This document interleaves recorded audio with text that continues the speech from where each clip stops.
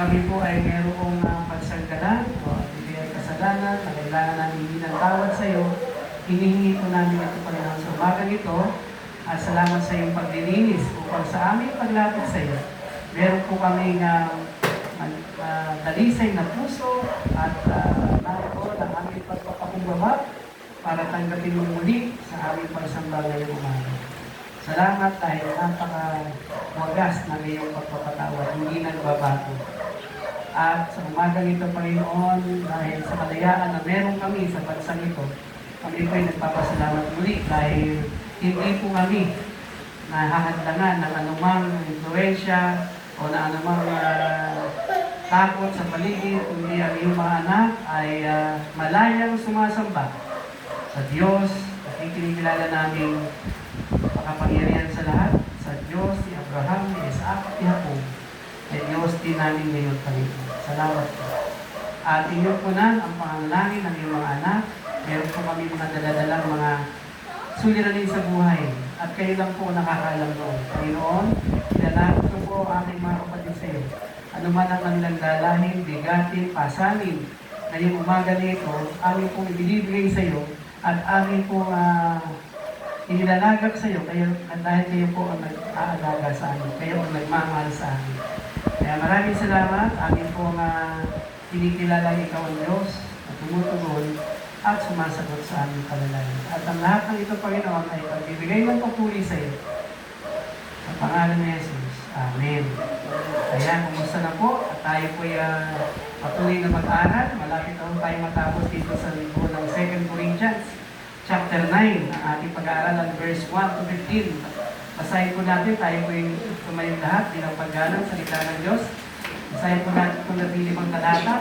Paritan po tayo ng pagbabasa. Babae muna ang una, pangalawang kami mga lalaki. Ito po, mga kababayan, verse 1.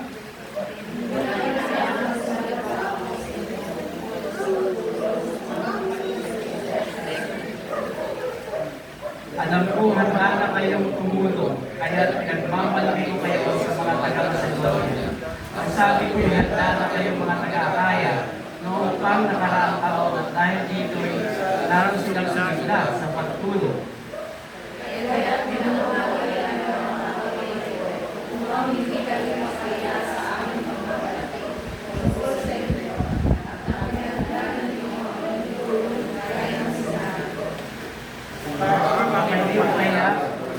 Sabihin pati kayo, kung may mga taga-Macedonia na sumama sa akin at makita nilang hindi pala kayo handa.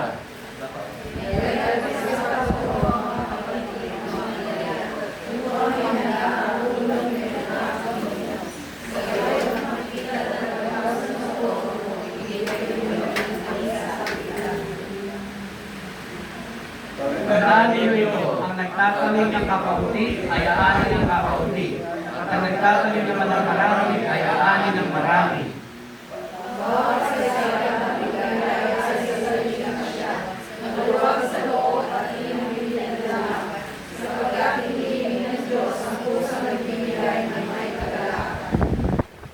Gagawa ng Diyos ang saganahin kayo sa lahat ng bagay at higit pa sa inyong pangangailangan upang may magamit kayo sa pagkakawag-gawa.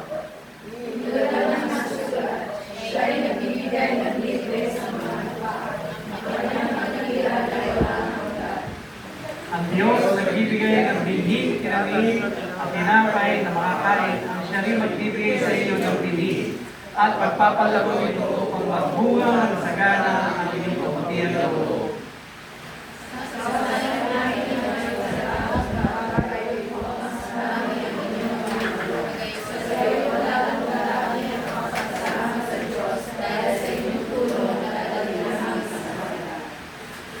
Ang pagtulong niyo ito sa mga kapatid na hindi lamang makakatugon sa kanilang pangailangan, kundi magiging dahilan pa ng walang hanggang pagpapasalamat nila sa Diyos.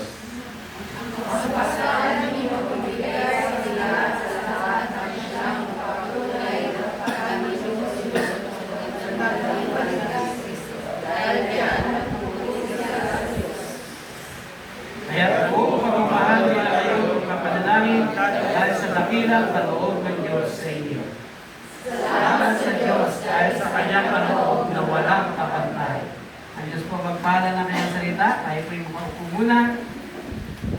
Tuloy na kayo buti ng Panginoon. Lahat po tayo ay narito at ito pong mensahe na ito ay pagpapatunay na ng panahon pa ni Pablo, meron ang pagtutulungan. No?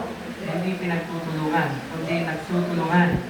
Nangailangan ang lugar ng Jerusalem dahil nagkaroon ng matinding tagutong, kailangan nilang tumulong sa kanilang mga kapatid doon po sa mga simbahan na itatag at nabuksan ni Pablo. At nakita natin yung pagtutulungan na yun sa yung ating pinag-aralan, si Tito, no? Si Barnabas, at iba pang lingkod ng Diyos ay ginamit ng Panginoon para madala ang tulong na ito. At dahil doon sa pagdadala ng tulong na yun, ang mga kapatiran doon sa iba-ibang church sa Jerusalem lalo na palakas. Hindi sila pinabayaan ng mga kapatiran, lalo ng mga tagapangin. At sa kabila nito ng kanilang pagtulong, nagkaroon ng resulta na ang Panginoon ang napapurihan sa kanilang ginagawa. Tayo po ba, kumusta? Tayo po ba ay yung ganung puso na handang tumulong, lalo na sa mga kapatid natin sa pananampalataya? Yan. Kaya ang title natin nito ay Ministry to the Saints. Ito ay pagbibigay ng pag-minister sa mga santo. Saints. Yung katabi nyo, saint yan. Alam niyo ba yan na tayo ay tinatawag na saint? Hindi na natin kailangan ng pa-venerate para maging saint. Tulad nila San Lorenzo Hills o sino ba ba tinatag ng mga iligan natin Catholic ng mga santo. San Lorenzo Hills, sila Pedro Calusod. Hindi mo na kailangan dumaan para maging saint. Kung tinanggap mo si Kristo bilang pa rin ang tagapagligtas, tinawag ka na rin saint. Tingnan yung katabi nyo, mukhang santo. Diba, tayo ay banal. Kaya sabi sa 1 Peter, tayo ay ginawang a holy nation, a priesthood. Ang ganda ng ating kalagayan kay Kristo. Tayo lang ang hindi natin na-appreciate. Ganun pala ako. Kung tinanggap ko sa iyo sa akin buhay, hindi na pa rin ang tagapagligtas. No, may tinatawag na election, talagang pinili ka ng Diyos. May tinatawag na tawag ng regeneration. Yung anointing ng Panginoon, i-regenerate ang buhay mo, binago ang buhay mo. At ang maraming mga bagay sa buhay natin, ang ating dapat na nararanasan bilang mga mananampalataya. At ang minsan, hindi natin na-appreciate yun, hindi natin nakikita. Pero yung pagligtas ng Panginoon sa atin, ay hindi basta-basta. Talagang yung kanilang pagnanais na tayo ay maging mananampalataya, ay tunay na dapat nating ma-appreciate bilang mga Kristyano. Kaya po tayo bilang mga born-again believers, kahit na maraming problema, nakangiti pa rin. Dahil yung tinatawag ng Panginoon ay nasa atin, Banal na Espiritu ay nasa atin, ang Diyos Ama ay nasa atin. Yung tinatawag ng Triune God, nasa ating mga buhay, yung tinanggap natin Jesus Christ. At kaya naman, hindi tayo basta-basta maaagaw ng Satanas. Kundi kaya, sa mga pagsubok na darating, mapagtatagumpayan natin. Di po ba napakaganda, tignan ang ating posisyon sa Panginoon? At ngayon, tayo ay may mga magkakapatid na tumutulong sa atin. Naging kabahagi tayo ng isang pamilya ng Panginoon. Tayo ay magkakapatid sa Panginoon. Hindi na mababago yan. At mararanasan natin yan. Pagdating ng Panginoon, tayo kinuha ng Panginoon sa langit. Tayo ay magkakapatid doon, no? Ay, purihin natin ng Diyos dahil naroon ang kanyang pagnanais sa tayo bilang mga anak ng Diyos. Ganun din po yung nangyari sa lugar ng Corinto, no? Si Pablo, nag-minister din siya sa mga saints. So, Paul talks about ministering to the saints. Although it makes sense to us, it is superfluous for me to write to you. Hindi na kailangan sabihin yan. Yung superfluous, parang gano'n. Hindi na dapat banggitin yan. Matik na yan. Na tayo bilang mga mananampalataya, ang ministry natin, aside sa family natin, ang secondary nating ministry, ang mga kapatid natin kay Lord. Ama po ba? Naroon yung ating desire na tumulong. Hindi lang naman sa financial pangailangan. Bagamat itong chapter na ito, tungkol sa pagtulong, financial, sa mga nangangailangan na nagkaroon ng matinding tagbuton sa lugar nila. No? At sabi nga doon, he made it plain that he never insisted upon generosity. He assumed it. No? Hindi yan iisip na magbigay kayo para kayo ay pagpalain. No? Magiging generous kayo. Magiging marami kayong pera para pag nagbibigay kayo, ganun yung usual. No? Generosity, parang matik na yun kapag ikaw yung nagbigay, pagpapalain ka ng Panginoon. Kaya lang, minsan ginagamit ng mga Christian yun, wala akong magbigay kay Lord para i-bless ako. Alam na ng Panginoon yun, matik na yun, i-bless ka ng Panginoon. Sabi ni Pablo, ina-assume ko na bilang Kristiyano, sino pa ang tutulong sa bawat mananampalataya? Ang Kristiyano ang tutulong sa bawat Kristiyano rin. Ang mananampalataya ang tutulong sa bawat mananampalataya. Kaya tayo po ang binigyan ng ganoong challenge si Paul. At ito po sa Corinth, sabi niya, matik na yan. Ina-assume ko, tutulungan niya yung mga pangailangan ng bawat kapatid na nakakaranas ng tagutom sa paligid. And number 2, letter B, this is a special ministry. Christian serving fellow Christian. Ito isang special ministry. Ang sabi kasi natin dito sa mga ministry, praise and worship, meron tayong ushering, meron tayong mga iba-ibang ministry, evangelism, discipleship. Pero, may special ministry na minsan nakakaligtaan ng mga mananampalataya. Ito po yung Christian serving fellow Christians. Nakita natin kay Jesus Christ, siya ay naghugas ng paa ng mga alagad. Talagang nag-serve siya. Sipin ko si Jesus maghugas ng paa ng kanyang mga alagad. Kasi nung panahon na yun, hindi naman nakasimento ang mga daanan. Naka-ano lang sila, sandals at madumi ang kanilang mga paa. At binigyan ng example ni Jesus, ang mga alagad, humugasan niya ang mga paa ng mga alagad na ito. At naalala natin si Pedro, sabi niya, Lord, huwag mo nang gawin sa akin yan, para ako maghugas ang paa mo. Sabi ni Jesus Christ, kung hindi mo hugasan ang paa mo, hindi ka magiging kasama. Ganun po ba? Hindi ka identify sa akin. Ay, pati yung buong ulo hugasan niya. Sabi ni Pedro. Talagang yung identification natin kay Christ, hindi mo mawala yun. Sa Galatians chapter 6 verse 10, ito po ating magbasa. Kaya nga, sa lahat ng pagkakataon, ay gumawa tayo ng mabuti sa lahat ng tao, lalo na sa mga kapatid natin sa pananampalataya. Sabi ni Pablo sa Galatia, kung gagawa kayo ng mabuti sa lahat ng tao, unahin nyo ang mga kapatid nyo sa pananampalataya. Kung sa nandun yung i-decide, dahil kapatid mo ito kay Lord, uunahin mo tulungan siya. Sige po, tingnan natin ang meron po pang involvement ang church sa ganitong gawain. Involved po dapat ang church, lalo na tayo, no? Una, Paul had an inside track of the Corinthian church. Alam niya na mayroong track record na maganda ang Corinthian church. Sa verse 2, I know. Tingnan po natin yung verse 2. Alam ko ganda na kayong tumulong, kaya pinagmamalaki ko yun sa mga taga-Macedonia. Ang sabi ko, handa na kayo mga taga-Akaya. Noong pang nakaraang taon, at dahil dito, lalo silang sumigla sa pagtulong. I know, alam ko, their forwardness, readiness, and zealousness. Alam ko na kayo, church sa Akaya, kayong bahagi ng Corinth, kasi malaki ang Corinth, Akaya doon, at part ng Judea, no? May mga church doon, pagamat ang Corinto ay isang malaking lugar, may mga church na maliliit doon na naitayo rin ni Pablo. At sabi niya, alam ko na yan, sigurado ko dyan, na kayo ay tutulong. Yung inyong kahandaan, yung inyong zealousness, alam ko gagawin yung tumulong sa mga kapatid natin na nangangailangan. Kung kung sa matik na yung kay Pablo, kahit na hindi na niya sabihan ng mga church doon, gagawin nila yun. Kasi sila ang mga simbahan na ready tumulong.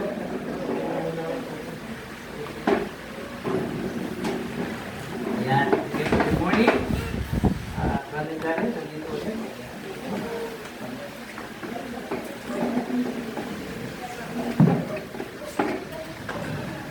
So, naroon ang desire na tumulong sa mga kapatid sa Panginoon. Mahantik na yan. Ang church na yan. Tutulong yan. Ano po pa ang tingin po ninyo? Ano kaya ang masasabi ng mga ibang tao sa church natin? Tayo ba mahantik na kapag may pangailangan? Mahantik na tutulong ang BCBC o magpapatumpik-tumpik nyo? Ready ba ang BCBC? Talaga ba ang GCBC na tumulong sa mga nangangailangang kapatiran? Yung bang alam nila na kapag ang GCBC ay very conservative Baptist Church, tayo po church, pag may binyang pagtulong, may pangailangan, tutulong yung church na yan. Kasi matulungin yung simbahan na yan eh. Alam na natin yan. Ano po? Nung nagsisimula po ang church natin, lagi po tayong hiningi ng mga solicitation letter. Pag may pangangailangan, no? Basta baka pwedeng matulong yung church kung saan sa gawain na ganito. Ay sige po. Kung ano man ang pwedeng maitulong at kaya ng church, ibibigay natin para makatulong sa pangailangan. Hindi lamang sa mananampalataya, kundi sa pangailangan ng komunidad. At doon po tayo nakilala.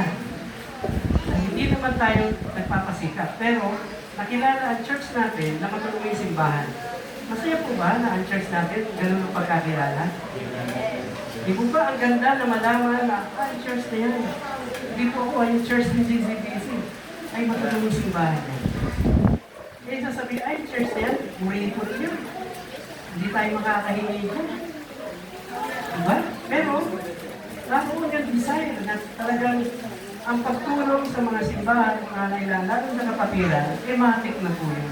Nakakabit, nakabrand na tayo na isang church na matulungin.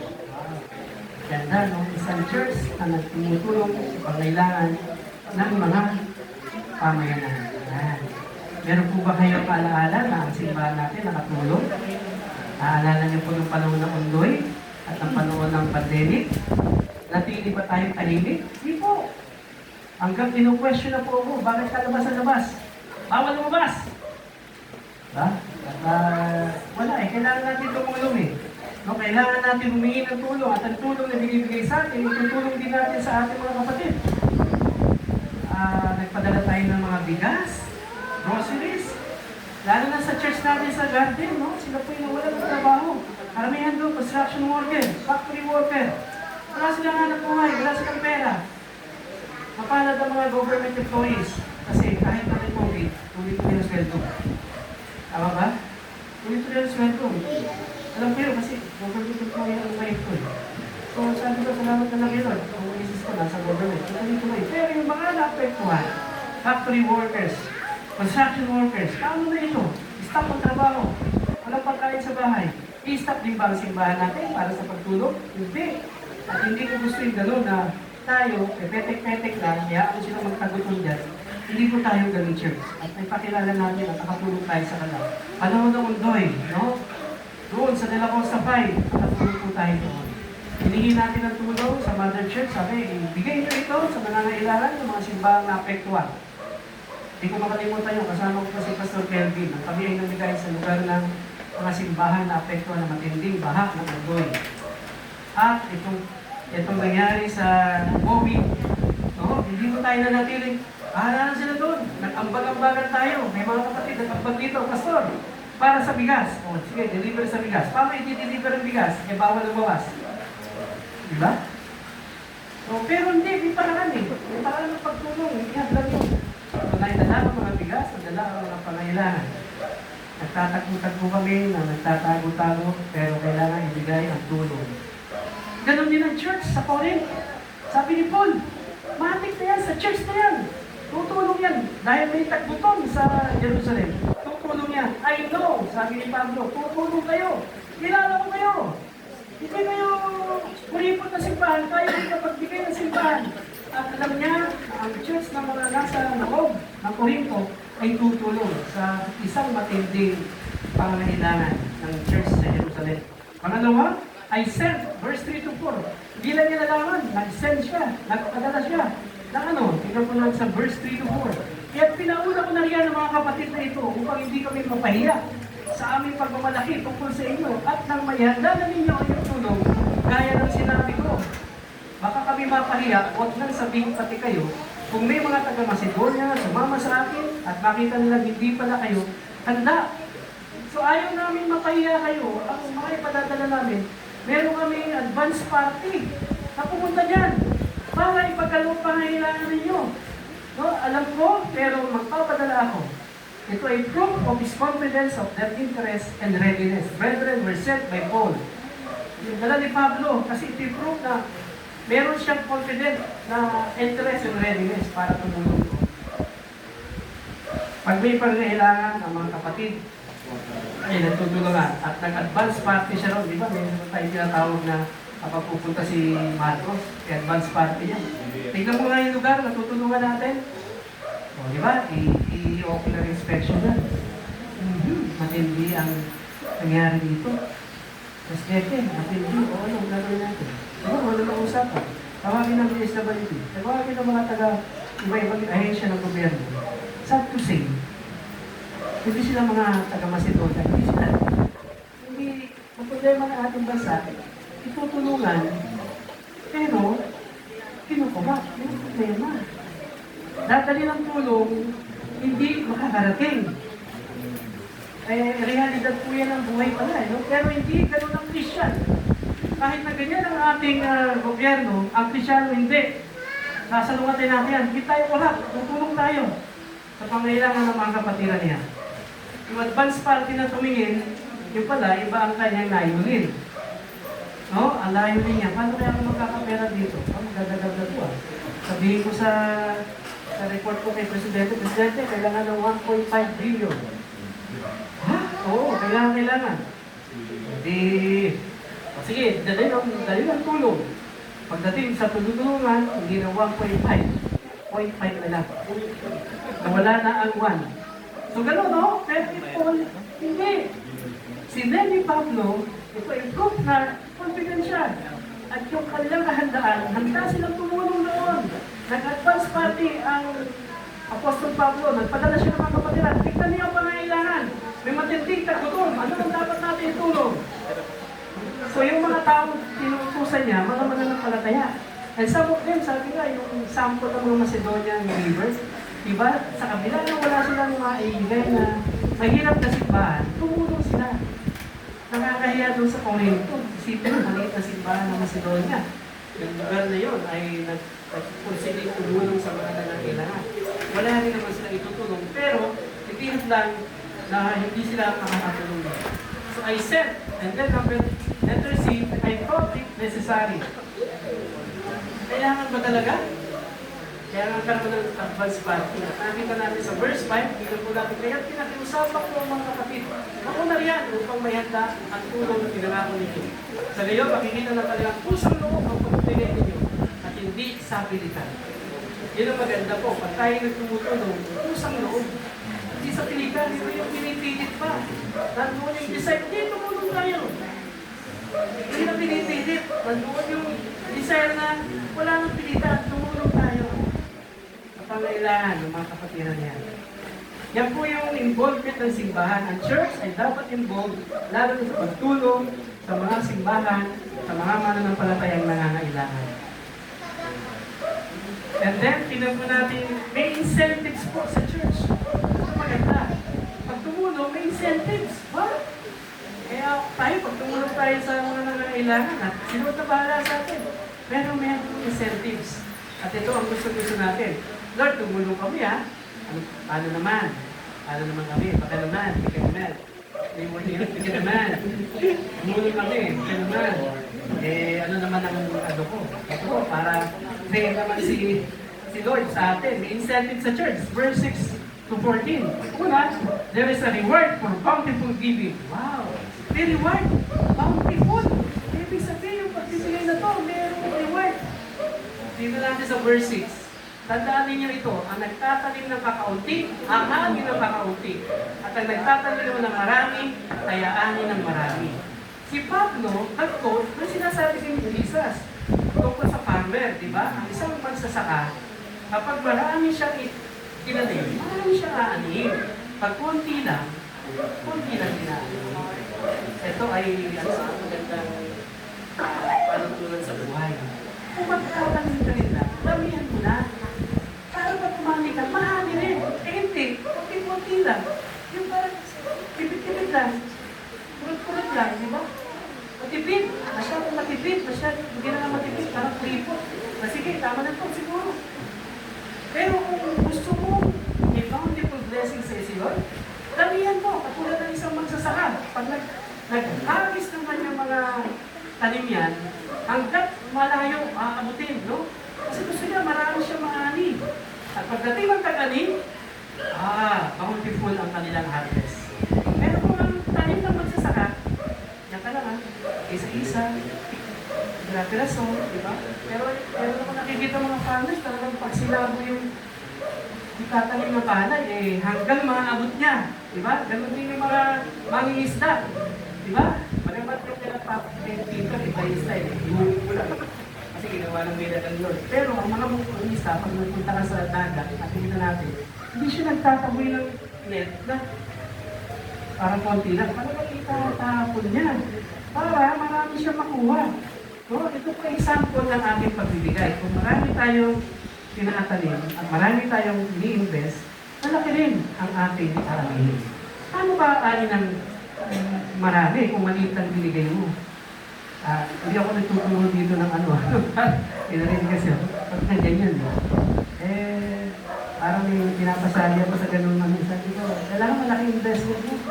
Siyempre, mag-iisip ka, teka, baka ano pa yan, medyo scam-scam yan. Mabuti na yung sigurado, no? So, hindi naman yun. Ito yung talagang pagiging giver mo. Nakakilala ka ng isang taong giver, na kapag ka, alam mo yung tao yun, tingnan mo yung buhay ng tao yun, hindi nagkukulang. Pag ang isang tao mapagbigay, hindi nagkukulang yan. Laging sapat, sumusobra pa. Tingnan niyo yung mga mayayaman. Anong sikreto nila? Kasi sila, pag nagbigay, malawak, malaki. Hindi yung mga patsi-patsi. Hindi yung mga, hindi ko naman kailangan ito, konti na ito, bigay ko na lang ito. Ito na lang natira sa pera ko, di yan. Hindi talagang malaki, kaya sila yung mayaman lalo eh. Kasi pag nag-invest sila, hindi konti, malaki yan. For example, no, sila John Gokongwei, no? Sino ba nakakilala kay John Gokongwei? Hindi siya kapatid ni John Poruntong. Si John Gokongwei, no? Iyari ng Robinson. So, di ba? Nagsimula si John Gokongwei. Ang kanyang layunin. Naisip niya, ito yung magandang negosyo ko kasi nagtatabihan ng ibang mga magagaling na negosyante. Sabi niya, siguro mag-focus ako sa sa manok. Kaya may Rubino Farms. Nagmanok siya. So, di lahat ng mga manok ay gagawin niya, i-dress niya, binibenta niya. So, ganoon. Naisip niya, okay itong Rubino Farms ko. Kaya yung Rubino, ito yung pangalan ng anak niya. Kaya yung word na Robinson. Robinson, Robin, parang ganoon eh. Son, yung mga anak. Siya, yung anak na babae, Robina. Ito si Robina, nandun sa loob ng Robinson. At parang isang babae kalahati ay ahas. May ganong isipan sila. No? May mga ganong mga na-chismis kay Robinson. So, nagkaroon siya ng manok. At dumami yung kanyang farm doon sa Antipolo. Yung Robina Farms. Robina Chicken. Wow, ganda. Sabi niya, mukhang natatalo yung aking manok. May mga ibang nagmamanok din. Nagmanok ng San Miguel. Kaya ako, may manok din. Nagmanok ang iba. Nagmanok ang Bounty Fresh. Wow, alam na alam. Nagmanok ang Vita Rich. Sabi niya, teka, mag-isip ako ng ibang negosyo. And then, isip siya, sabi niya, invest sa land o sa realty. Kaya mayroong Robinson Land. No? Yung tapat po yung katabi ng Robinson sa Novaliches, likod nun, ay land yun, Robinson's Homes. No? Yung may bahay doon na mga magaganda, doon nakatira yung iba natin mga siguro, kakaibigan, sa Robinson Home, katapat ng Fairview Terraces, no? So, nag-venture siya sa realty. At umunlad, dumami yung mga Robinson Homes. Magaganda ang mga gawa ng bahay. At kaya lang, unti-unti, yung mga competitors niya, nagtagay din ng mga realty.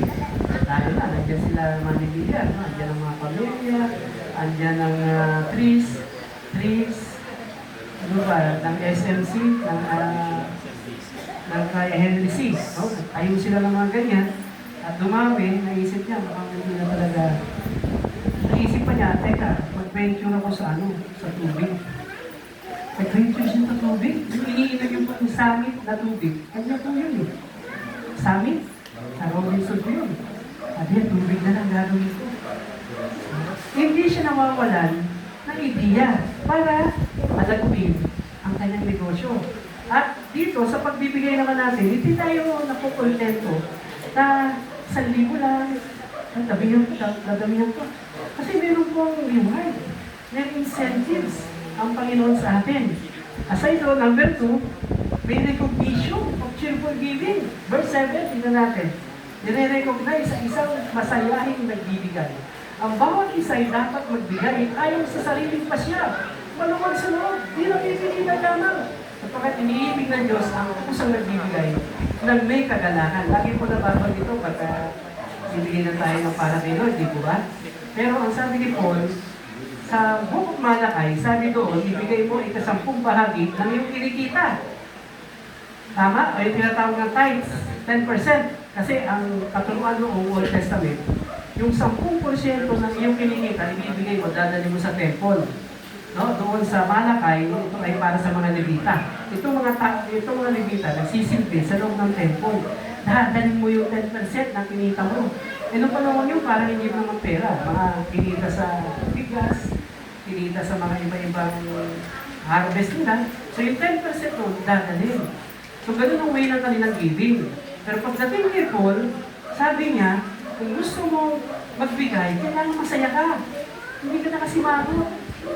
Eh, pagka okay po, tayo ay umamo sa ating pagbibigay para sa Panginoon, yung mga mukha naman ito. Ibigay ba ako nito? Umpisa pa lang, hindi ko na nagustuhan yung kanta eh. Hindi naman ako nag-bless. Para nakadepende doon sa... Dapat bless mo na siya para magbigay. Hindi mo nakaka-bless. Wala rin naman dating yung sermo. Hindi na ako mag-video. Tama na itong 20 pesos. Diba? Parang nakasimamot pa yan. Eh, hindi po yun ang gusto ng Panginoon. Sabi ni Paul, may recognition kapag nagbibigay ka masaya. Diba, pag nag-abot ka ng 10,000 ngayon, dahil kailangan ng ating anniversary, masaya. Oo, yung bang, nilagay mong ganyan, no? Hindi yung, parang nag-aano ka pa kayo mag-asawa, ako yung ganyan. Kailangan natin yan. Hindi. Para sa pangailangan natin. No?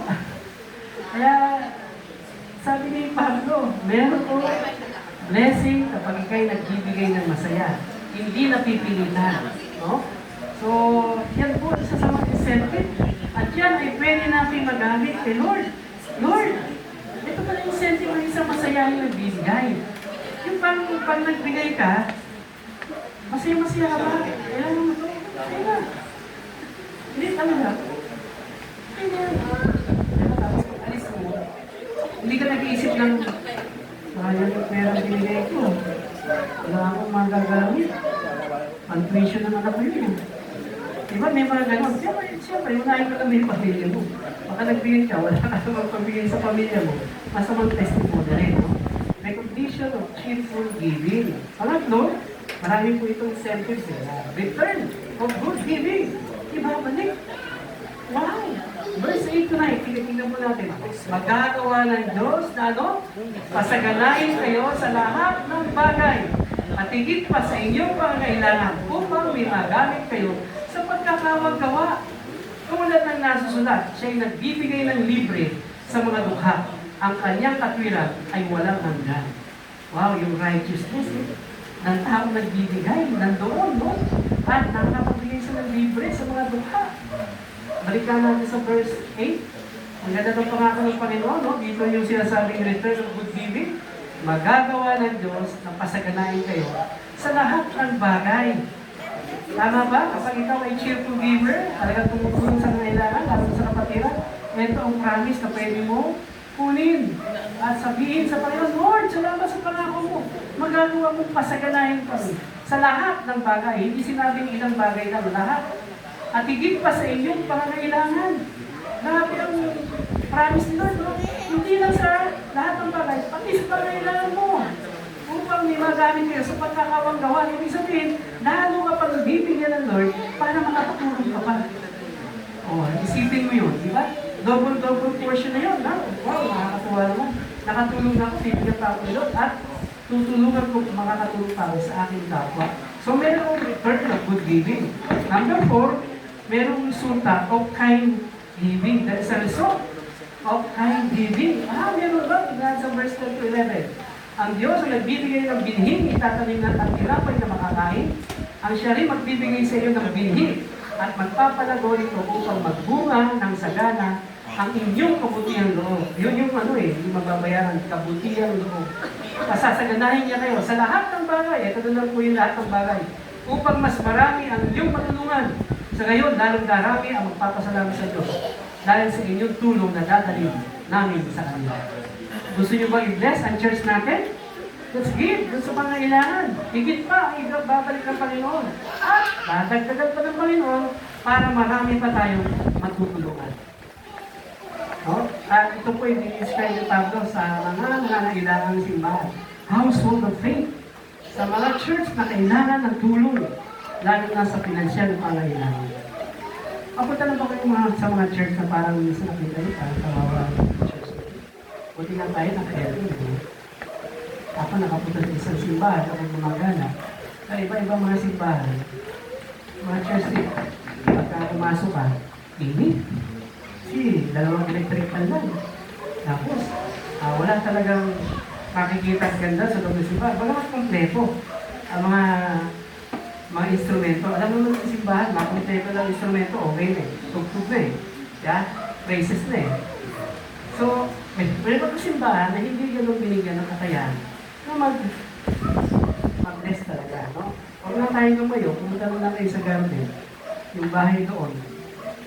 No? Ngayon, i-improve na namin eh. Sabi ko, medyo pagandahin naman ang simbahan para siya isang bahay lang na parang may tirahan lang. Punta mo kayo ngayon, medyo gumaganda na. Piniturahan bumili kami ng bagong pintuan kasi sila na yung pintuan eh. And then, nagsisimula na ayusin at tumulong. Tinamahan ko pala ang blessing ni Lord. The church, the garden, mahirap po yan. Nagbigay ng tulong sa church anniversary. Dati Sister Mayra po yung pera, 2,000 pesos para sa anniversary. They give out of, wala naman sila kakayan eh. Pero sabi ko, magbigay tayo para namin tayo i-bless. There is a blessing, ano? Sabi ko tayo naman ang tumulong sa ating mother church na laging tayo ang nakakahingi ng tulong sa kanila. At nagkaisa po sila. Sabi nila, sige Pastor, will help sa kanilang anniversary. Sabi ko, kakain din mo kayo. So, may result of kind giving. May resulta to. Pag nagbigay ka ng ganoon, hindi papayag ang Diyos, na hindi kayo bless. Diba? Hindi papayag si Lord. Nakita niyo yung heart mo eh. Lagyan mo kaya, sabihin nila, okay na, hindi ka naman Panginoon eh. Pag nakita niyo ang puso ng isang tao mapagbigay, na isang church na nagkakaloob, ito po talaga ng Panginoon. And then, ito ay inspiration sa atin. Meron pong inspirasyon para sa ating lahat. Tingnan po natin. There is an inspiration to all. Yan. Verse 15. All that Paul has said about liberality and charity has been said in the awareness of God's supreme gift in Christ. Ano sabi sa verse 15? Salamat sa Diyos dahil sa kanyang kaloob na walang kapantay. Ano ibig sabihin po ni Paul? Alam niyo po ba na mas naunang nagbigay ng Diyos kaysa sa atin? Sino binigay niya? Si Jesus Christ. Di ba? Salamat sa Diyos. Dahil sa kanyang kaloob na walang kapantay ang binigay ng Panginoon Jesus para sa atin, para tayo matubos sa ating mga kasalanan, para hindi tayo mapunta sa impyerno. Tayo ay pupunta sa kanyang kaharian. Di po ba? Magandang asiguruhan yun. Nakapagod ako ng ginawa ni Lord. Nakakapili ko ang Panginoon. Hindi ako pupunta doon sa dagat-dagatan ako na dapat talaga ang tao doon. No, kagabi, hindi mo masabi doon sa muro kung pupunta siya. Kasi sabi ko parang challenge sa akin. Pag-pray ko yung namatay dati. And then, ginamit si Lord na isang tao. Sabi niya, Pastor, puntahan yung pamilya niya, share niya yung gospel. Nung nagpunta kami doon, yung asawa lang ang na-share namin. Yung lalaki wala. Yun po ang namatay. Kaya pinunta ko namin, sabi ko, parang ang hirap ko, no? Hindi mo na-share ang salita ng Diyos para sana meron siyang katiyakan sa langit para siya, pag namatay, pupunta siya. Ang pinamatay po niya, kakaiba. Matulog siya, hindi na siya nagising. No? Kung bumago ng alas 2, kumain, tapos natulog. Tapos bumagon ulit, kumain ulit, natulog. Pagkita nila, wala nang buhay. Ang ganoong ama ng tahanan. Yung anak ko kasi niya, tumatanong doon sa Saturday Bible class, si Angela. Masipag pong bata. Kaya sabi ko, pagkaan natin. At kagabi po, nandun po kami, pero kinailangan na rin natin umuwi agad. Kasi medyo pagod na ako eh. Maga, nagturo ako sa bata kasi sa Brother Roy, alam natin, binamahan si Brother Jared sa check-up. Pagkatapos yun, nag-meeting kami. After that, nag-planning kami, and then after that, nag-worship na kami doon. Sabi ko, pasensya na, hindi ako makapunta rito ng Sunday ng hapon. Kasi birthday po ng anak ko ngayon. Yung panganay na ng birthday nito. Kaya makikita kami mamaya ng hapon. Sabi ko, anak, birthday mo, hindi na ako pupunta sa church. Mag-celebrate tayo. Hindi tayo mag-church sa Vikings.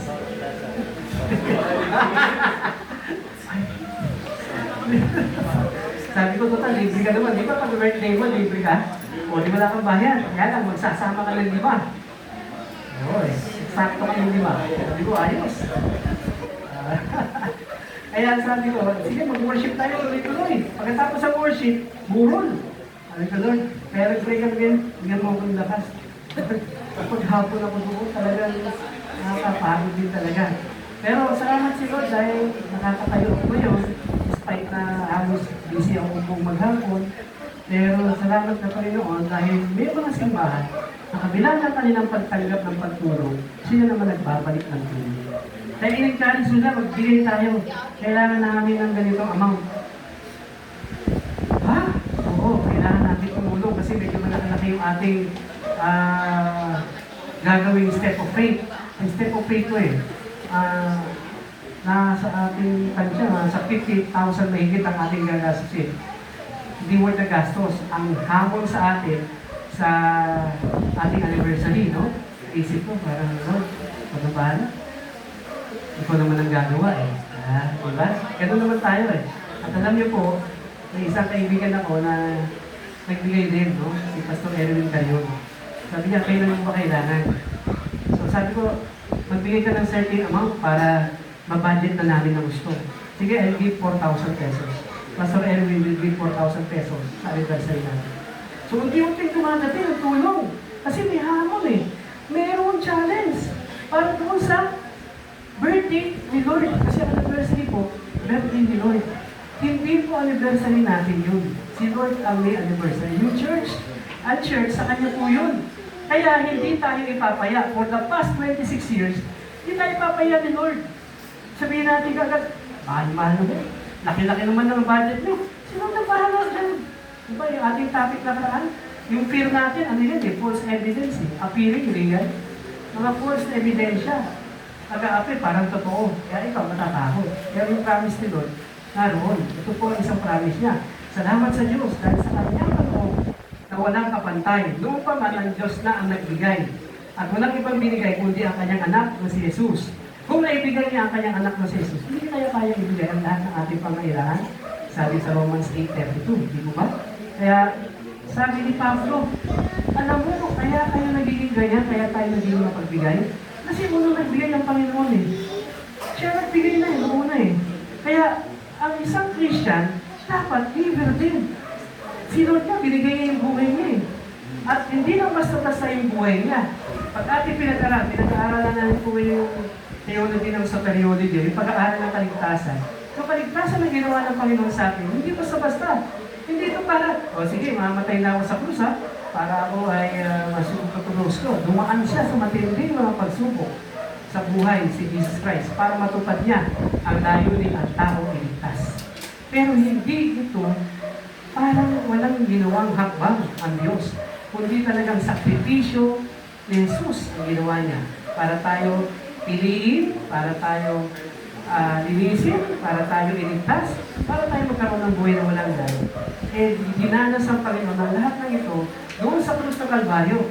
Ang Diyos, ang kanyang kaloob, walang kapantay. Kung ang Diyos ay walang kapantay ang kanyang kaloob sa pamagitan ni Kristo, tayo kaya ay merong ganung makakuha pangako sa Diyos, Panginoon, walang kapantay ang iyong gagawing blessing sa mga taong mapagbigay. Walang kapantay. Hindi mo mabibilang kapag ikaw ay naging mapagbigay na mananampalataya. Lalo na sa nangangailangan sa household of faith. Pagkakabilang sa kapatiran sa Panginoon, doon tayo tutulong. No? Wala mang panin o anumang mga dilubyo na mangyayari. Sabi nila, meron daw super typhoon ngayong Tuesday hanggang Wednesday. No? Yun ang kanilang approximate. Yung pangalan, Inday. Hindi naman si Inday Sara siguro yan. No? Inday lang. Sabi nila, hindi ito tatama para itong bagyong Katrina. Yung Katrina, hindi tumama, pero nagdulot ng matinding baha. So, siguro nagpe-pray tayo doon, ano na mangyari. Eh, sabi ko sa Mayla, mangyayari yan. Paano ma-release ulit ang flood control kung hindi babaha ang Maynila? Kailangan ma-release para lalong silang makonsensya sa ginagawa nilang, sana may konsensya sila sa ginawa nila sa bansang Pilipinas. Dahil pag dumating yung mga habagat na yan, nakikita ulit. Lalong mga Pilipino. Diba? May inis dahil nga dapat hindi na nululog ang mga Pilipino, dapat ang mga bahay ay safe. Pero kung hindi ma-reveal yun, tuloy-tuloy lang sila sa gawain ng korupsyon. Pero sabi ko nun, i-review mo yan para makita talaga. Para maramdaman ng mga tao ito ano ang sakit na ginawa nila para sa mga tao, sa mga Pilipino nakakadana sa matinding baha, pagkawala ng ilang bahay, dahil dito sa ginamit nila mga pera na hindi naman nararapat gawin. Sabi ko nga, Lord, I pray yung judgment, ibigay mo sa mga tao ito. Ibigay mo, Panginoon, para maramdaman nila yung sakit na ginawa nila sa mga kapwa Pilipino nila. At silang mga leader doon. So anyway, para naging ano ko, no? Si Pastor San Fernando na yun. Mahala niya si Congressman Eddie San Fernando. Ano po ang conclusion natin ito? Ayan. Ito po, 4. The love of Christ awakens response of gratitude, seeks a challenge in service, opens our eyes to the need which claims our help. Ang pag-ibig ni Kristo, nagbukas na ating isipan para mag-response tayo with gratitude. Sabihin, tayo ay nagiging mapagpasalamat dahil ang pag-ibig ni Kristo pala, ang higit na binigay para sa atin.